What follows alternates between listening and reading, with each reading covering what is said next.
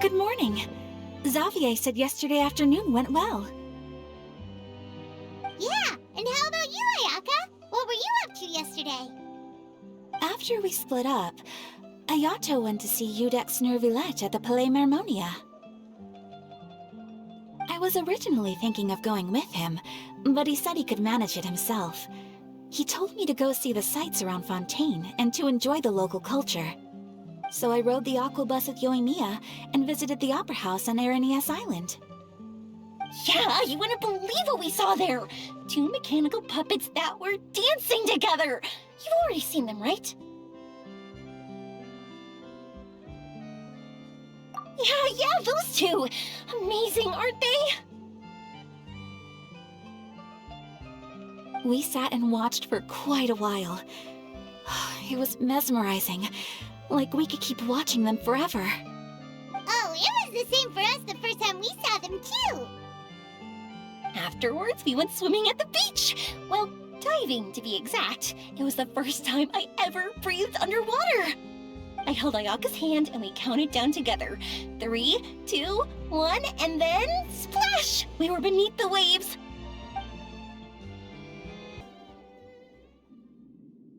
At first, I didn't dare to open my mouth. But once I couldn't hold my breath any longer, I decided to take a big breath in. Turns out the water wasn't as salty as I imagined. It didn't really taste like anything at all. Before I knew it, I was breathing like normal down there. It was an amazing feeling. Ayaka said I was too nervous and needed to loosen my grip. She got used to everything way faster than I did. I knew that the Traveler could do it, so I had no doubt we could do it too. That helped me feel at ease as soon as we dove in. The underwater world in Fontaine truly is beautiful. I love seeing the romaritime flowers blossoming underwater, like little candles lighting up the streets at night. Yeah, and there were so many creatures that we've never seen in Inazuma. Like those fish that shimmer like a sword blade. Whoosh! Oh, and those big fish that call when they see people. Ooh. Oh, you mean Hunter's Rays and Blubber Beasts! I just love the name Blubber Beast. Just wait till Pops and the others hear about this. They probably won't believe a word I say.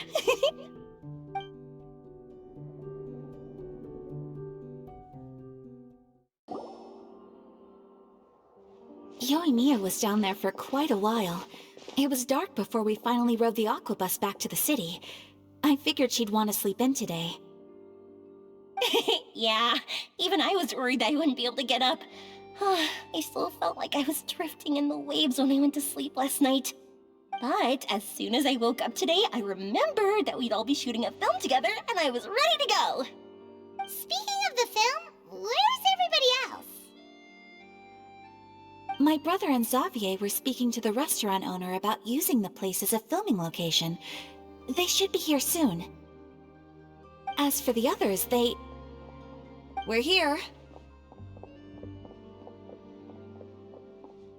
Please excuse my tardiness. I just finished the Special Patrol's 6-mile morning jog.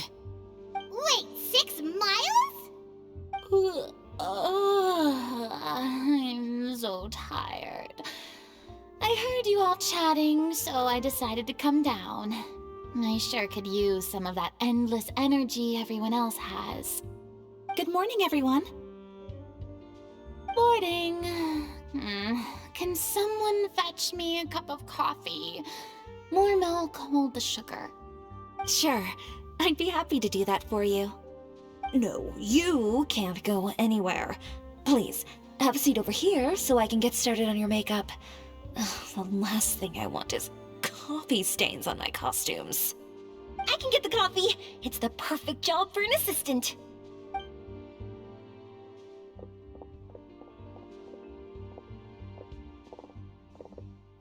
So much energy. Seriously, what's her secret? Oh, Yoimiya's always like that. But you sure look exhausted, Farina.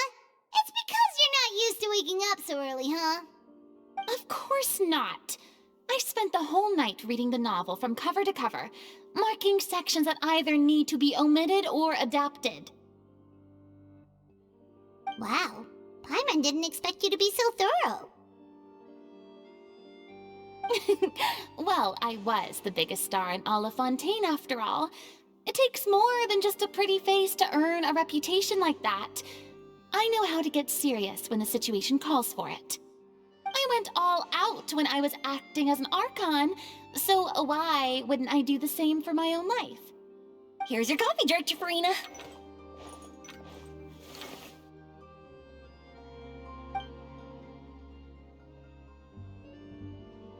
Oh, thank you. The sound of being called director and the aroma of coffee feels almost as refreshing as hearing the birds chirping in the morning. Ah, it seems everyone has managed to arrive on time! We've reached an agreement with the restaurant owner. We are free to use the second floor to shoot our film. Really? That's great! He is really looking forward to our film, and hopes that providing his restaurant as a filming location will attract more customers. Well then, Mr. Xavier, I'll leave the rest to you. Okay, thanks! First, I'd like to introduce our new members. This is our prop manager, Veronique. She'll be in charge of all the film's props and items. And this is Bonneau, our lighting technician. He'll be in charge of lighting and illumination to set up each scene's atmosphere. Wow. Sure feels like we have some real professionals joining the crew now.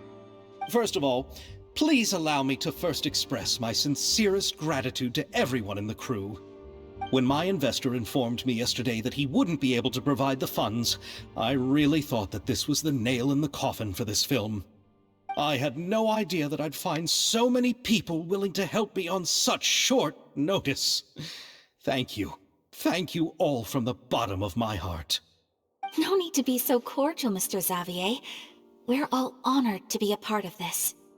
Your works made a profound impression on me when I saw them back in Inazuma. I am sure that someday, this film will be remembered as a prime example of cultural exchange between Fontaine and Inazuma. Yes, the story is the reason I agreed to join. I can't bear to even imagine what this film would look like without the very best director. Anyway, I would like to make a promise to everyone that as the producer of this film, I'll do whatever I can to ensure that everything goes as smoothly as possible. This is not just my film. It also embodies the thoughts and feelings of every person here, as well as the endless effort we are about to pour into it. So, without further ado, the Two Musketeers will officially begin filming now! You may take it from here, Director Farina. All right, listen up, everyone.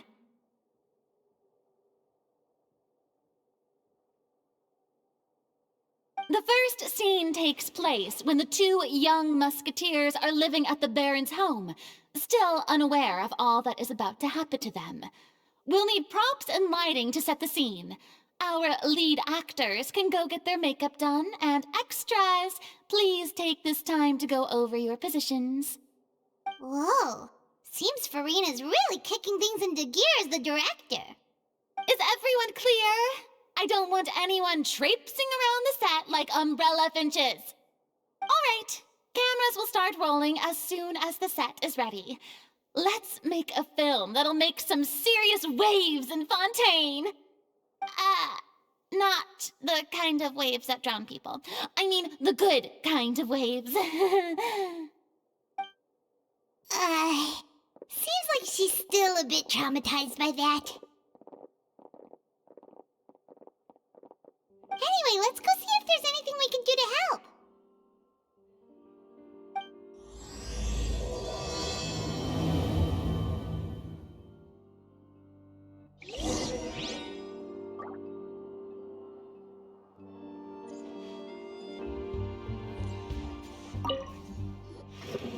How about here? A little more to the left. You got it. Hey, Yoimiya, do you need a hand? No, I'm fine.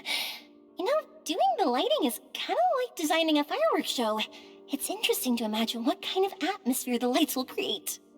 I heard that the Traveler will be operating the camera and Paimon will be the clapper loader, right? Those roles are just perfect for the two of you. Really?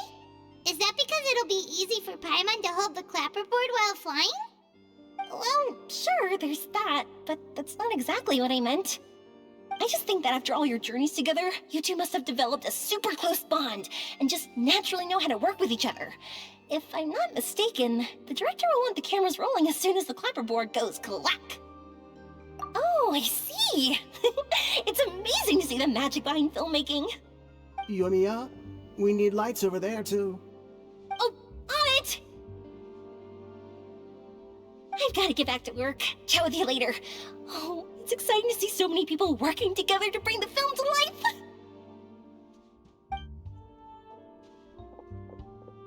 Seems like Yoimiya's really getting into it.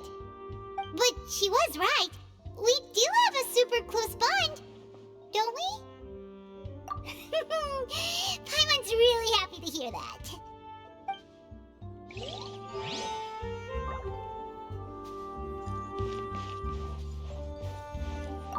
I don't need any help here. Why don't you try asking someone else?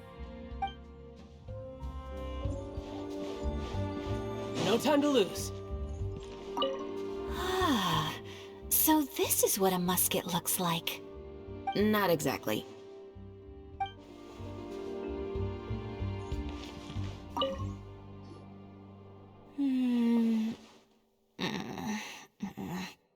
Ayaka has mentioned you to me before. She said that you two were great friends when you were kids. No talking. I'm thinking about how to do your eyeshadow. Ah, yes. To help me really look the part. To achieve a more young and naive look for this scene. Are you saying the wrinkles around my eyes are too deep? You just have too much of a calculating look in your eyes. You sure don't mince your words. It seems you really haven't changed much. Quiet.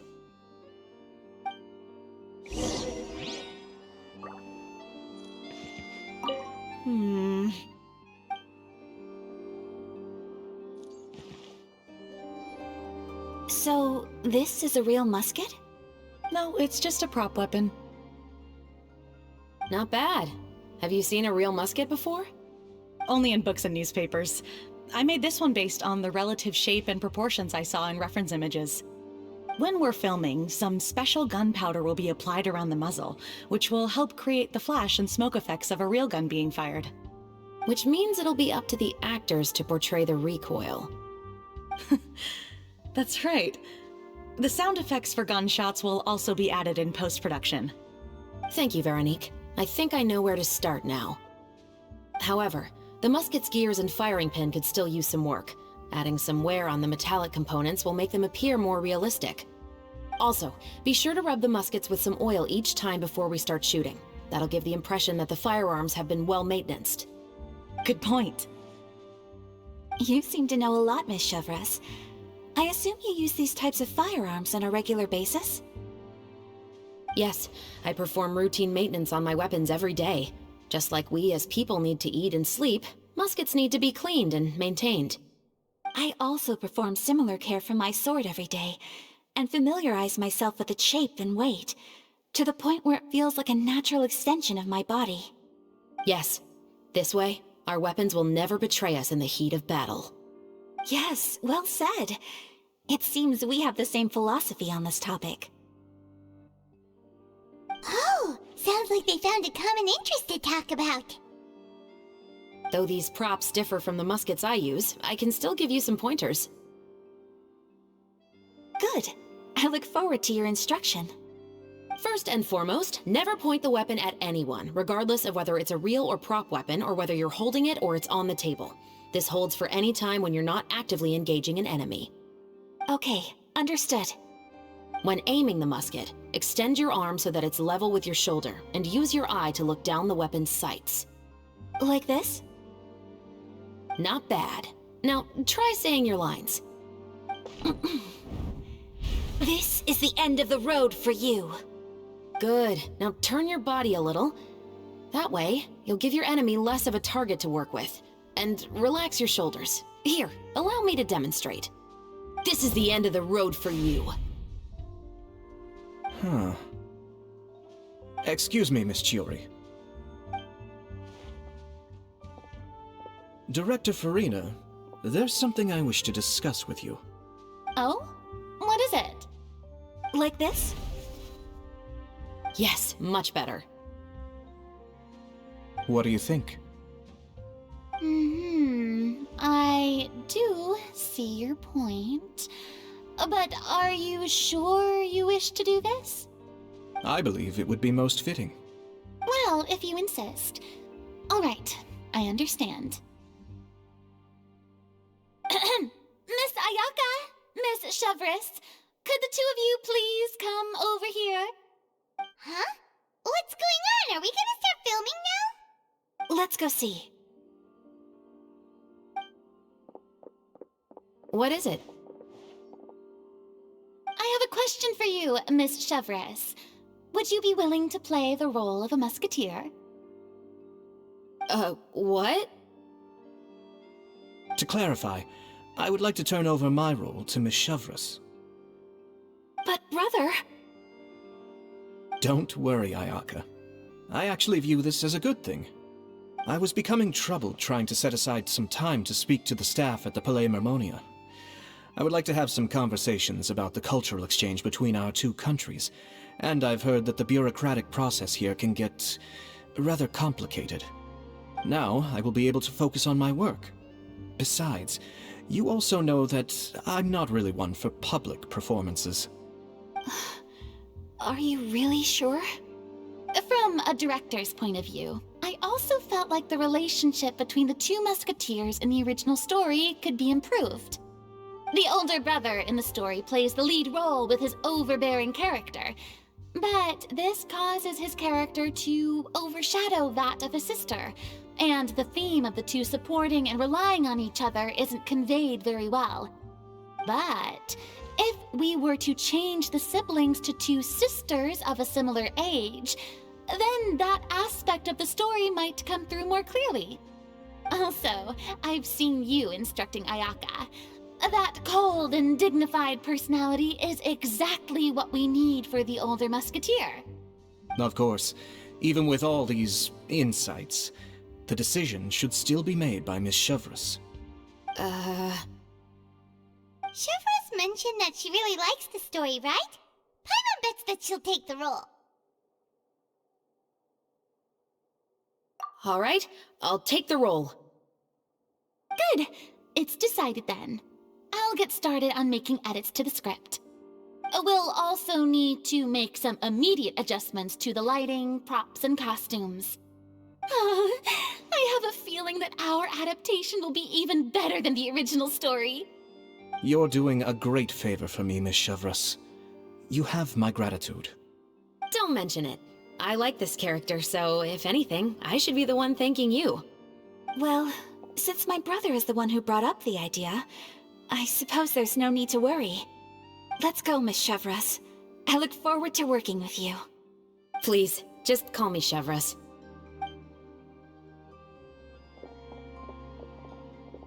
Seems like you're really going out of your way to solve the problem I was having with your makeup. Surely you jest, Chiori. I assure you that I was mostly motivated by a desire to spend more time on formal business.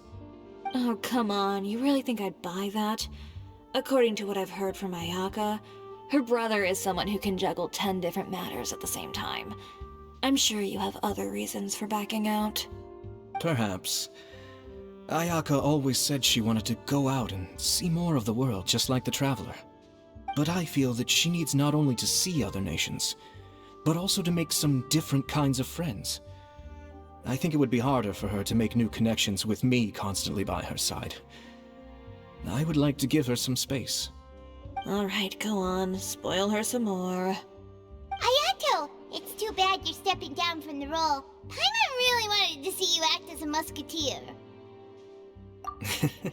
No need to poke fun at me. I'd wager that you also felt that I wasn't the best candidate for the role. fun to imagine you saying those lines. Yes, I've made an appointment to meet some people from the Palais Mermonia. Now, I will have some more time to prepare. Traveler, get the camera ready. Paimon, get the clapperboard. Actors, to your positions.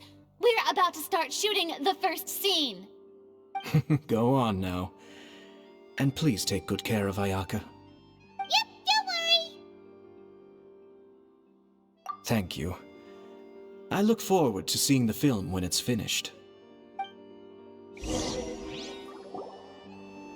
All right, now that we're all here, let me help set the scene for everyone.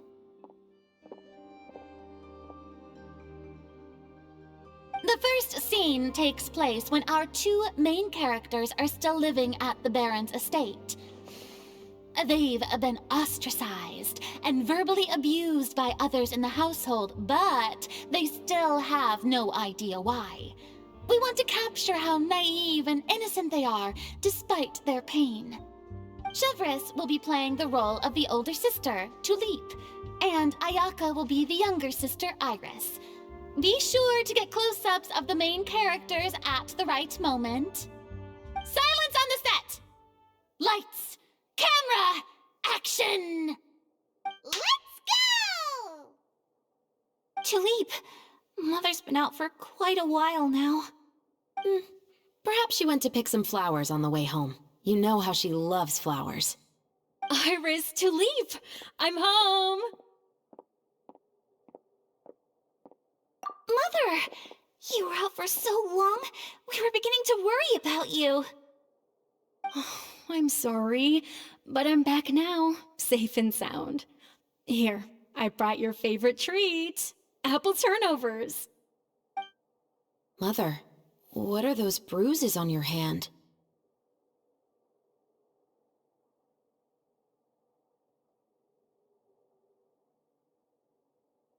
Huh? What bruises? Oh, I must have bumped into something while I was working yesterday. But I didn't notice them this morning. Then perhaps they're from when I accidentally tripped when I was out just now. By the way, did you have fun playing at home? What's the matter, Iris? Well, we've realized that no one really wants to play with us. They even took Iris's doll and spat at us. And they even called us names. They said we were... Shh! It's all right, don't worry. Girls, listen to me.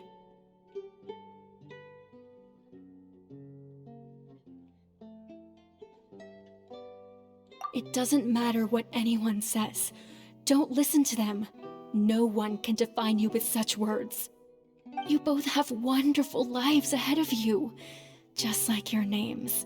You will both blossom like beautiful flowers. Maybe your time to blossom hasn't quite come yet, but one day, you two will bloom more beautifully than anything else. Don't let the soil you're in now ruin your future beauty. Understand? My dear daughters. And cut! Not bad. The actors' emotions were all on point. Let's keep that take. Also, if our clapper loader could avoid shouting at the start of the scene next time. Oh, got it. Great. I was a little worried that my nerves would get the better of me. What about you, Chevres? I felt fine. The lines weren't too difficult at all. Seems like Farina must have adapted the role nicely. You two were great. I couldn't tell it was your first time acting in a film. You should have more confidence. Thank you for your encouragement. Positions, everyone! We'll move on to the next scene after we try a few more camera angles.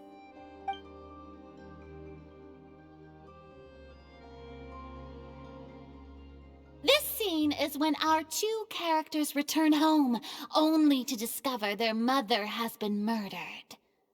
Ready? Lights! Camera! Action!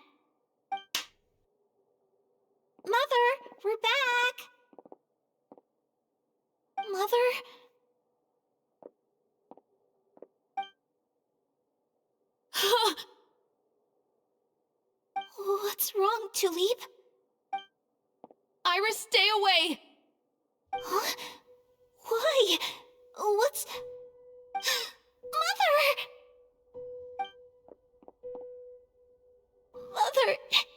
She's... Huh? There's poison in this cup. Huh? I could have sworn I've seen this kind of cup before. Those aristocrats. They didn't even try to cover up their actions.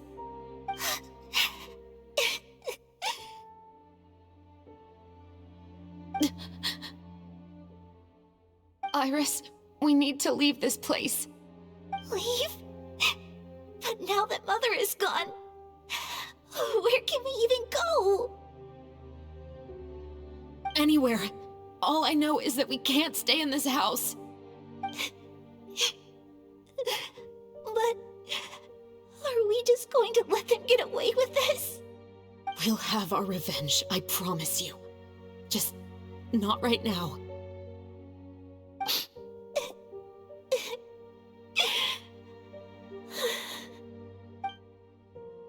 Come on, let's go. No, wait. We can't just leave Mother here like this. At least let me leave this rose with her. That's why we went out in the first place. To buy her this flower. All right. Goodbye, Mother. We'll avenge you. Someday. And cut! Beautiful! Great performance! Oh my, you're so amazing, Ayaka! And were those real tears I saw? How did you do it? I was surprised too. Thank you for the kind compliments. Actually, as soon as Director Farina said action, I told myself not to think about anything. I just felt the weight of the moment and became the character. It's quite similar to practicing the art of the sword. You clear your mind and focus only on what's happening in front of you. Ayaka's performance was amazing. Have I discovered an acting prodigy?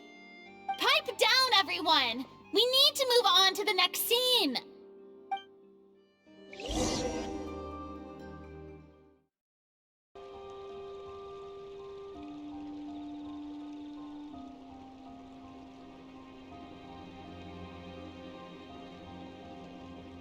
Huh? Are we done already? But Paimon wants to keep playing with the clapperboard. How do you feel, Traveler? Is your arm sore from holding the camera all day? Good work, you two.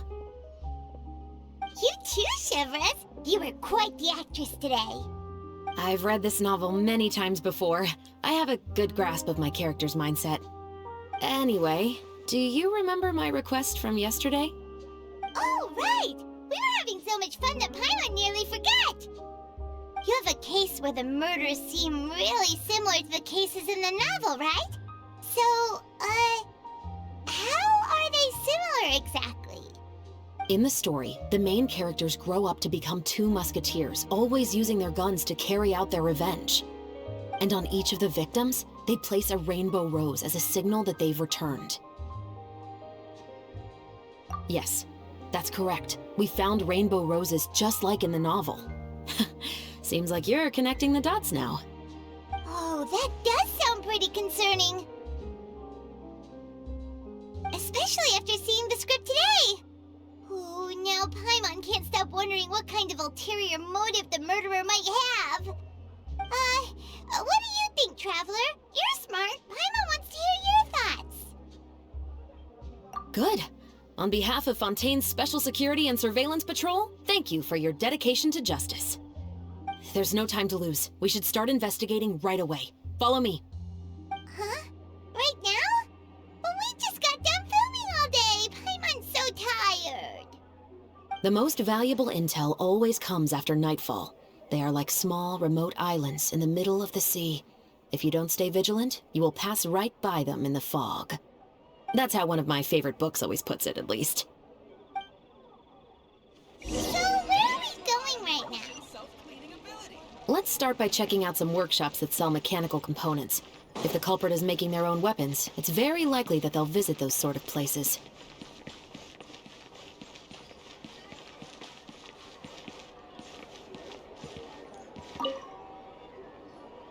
Welcome to LeChaux's Clockwork Workshop. How can I help you? Hello. I'd like to know if anyone has purchased some special components lately. Special components? Sorry, could you be more specific? I mean the kind of components that aren't typically used for clockwork toys, but for firearms. Huh? For firearms? No, we don't sell those sort of things here.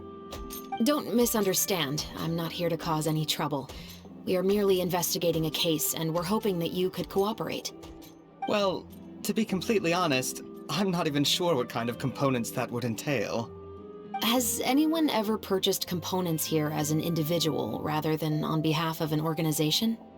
We have a lot of customers who buy toys, but those who buy components are all regular customers who buy in bulk on behalf of their organization. Is that so? I understand. Thank you for your cooperation. You're welcome. It's the least I can do.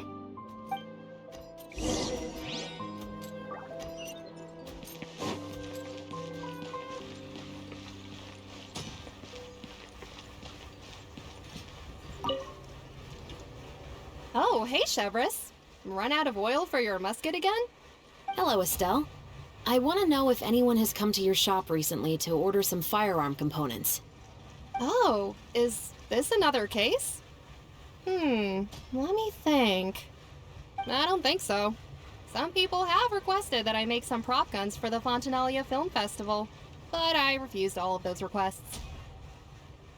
Oh? Why's that?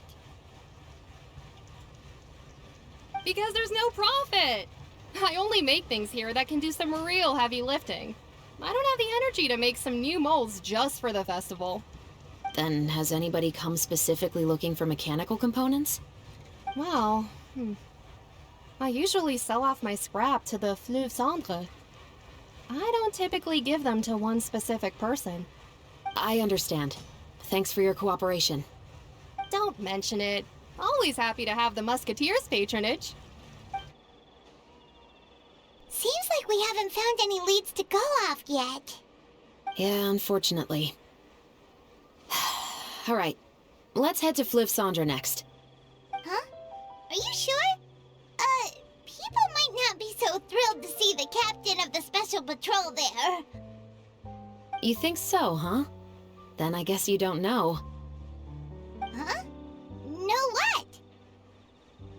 That I grew up in Fleuve Cendre.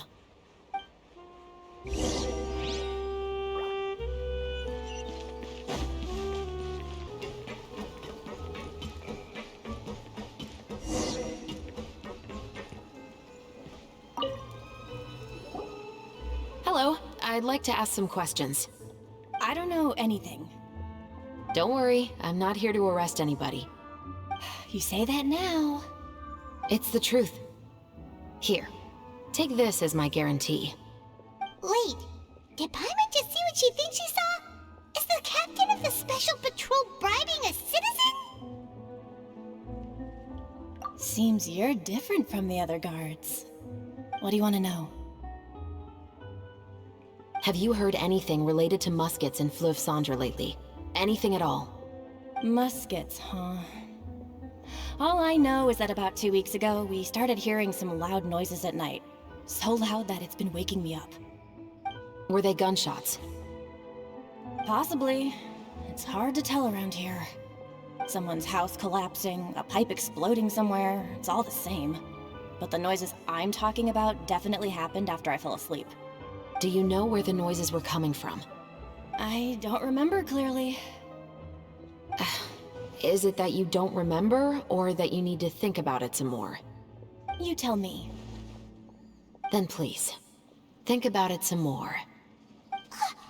She's giving her even more Mora! The noises came from the end of the Southern Waterway. I came out and had a look for myself and I wasn't sleeping well, but I didn't dare get too close. That's all I know. All right, I'll take your word for it. Thanks for the pâte de fruits.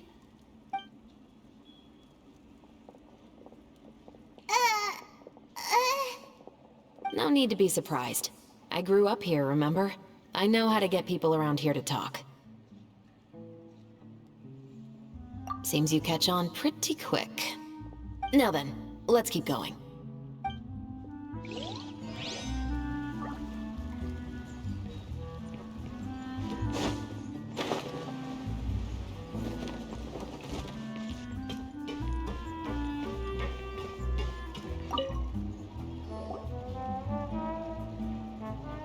It's been a while, Tetro. Please, just get on with your request. I want to know if you've heard anybody talking about muskets lately. Information isn't free, you know. I've heard that bandits have been extremely active in the countryside recently, and they've been affecting the delivery of goods to Poisson. I can allocate some more manpower to help out with that problem. What do you say? You're still as helpful as ever.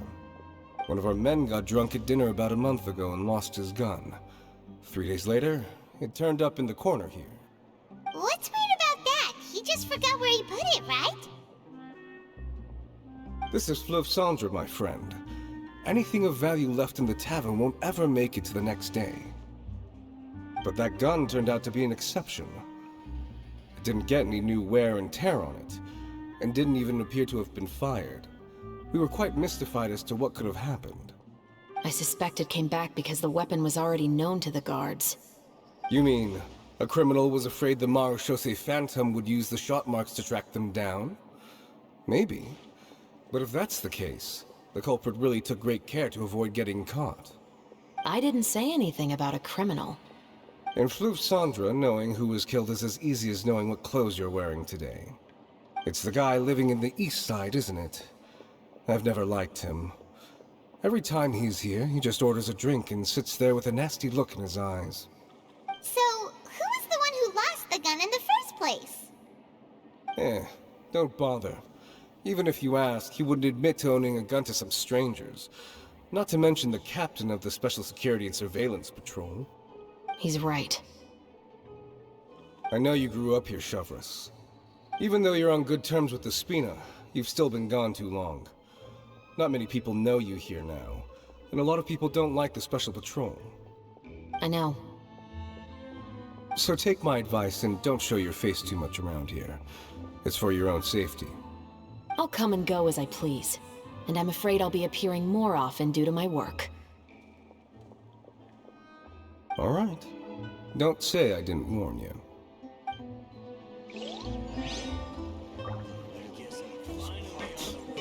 It's taking him so long.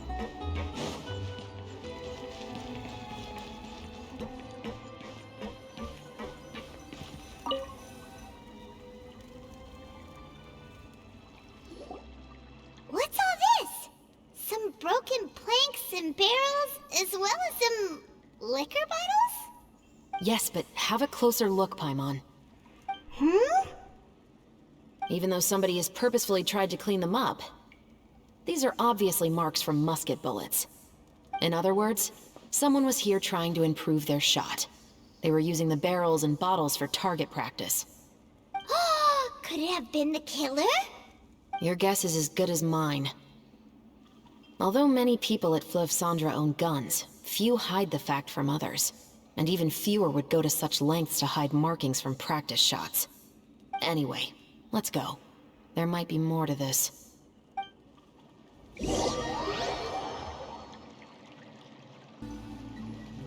Seems like that's all we'll be able to uncover for today.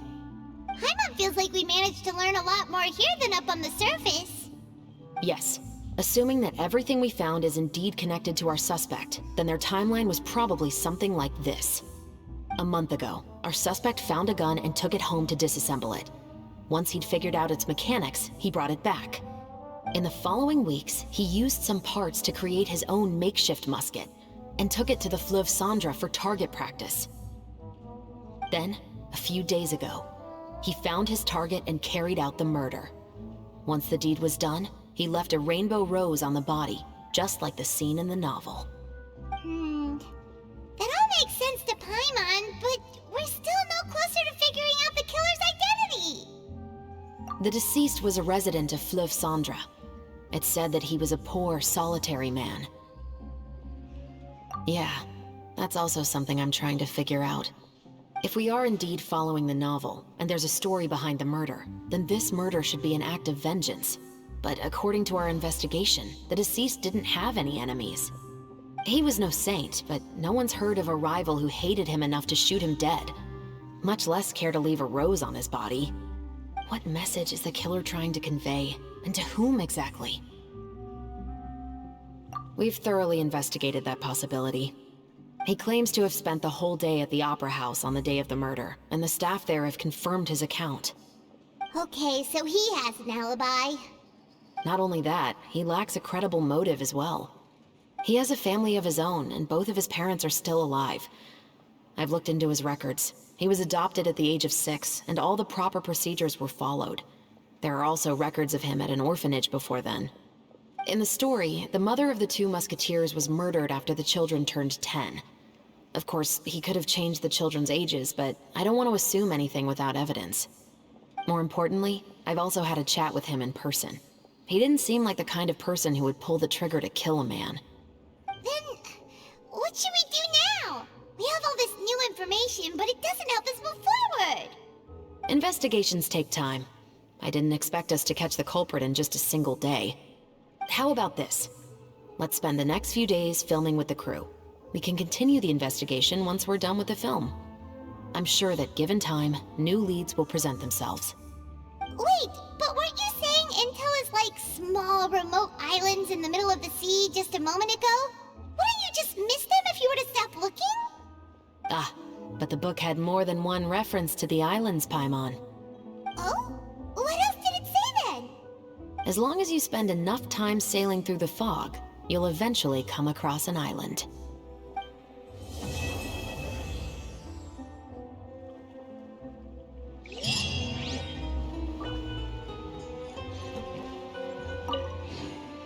What? Never thought that the captain of the security and surveillance patrol could come from the Fleuve Cendra? You mean rising through the ranks? It was a struggle, for sure. But as long as you can distinguish yourself through your accomplishments and skills, you'll eventually be recognized for your worth. If you look at it another way, my life at Fleuve Cendra has actually taught me a lot of valuable skills. Skills like how to barter with criminals or how to think in their shoes. Of course, I'd appreciate it if you could keep this a secret between us.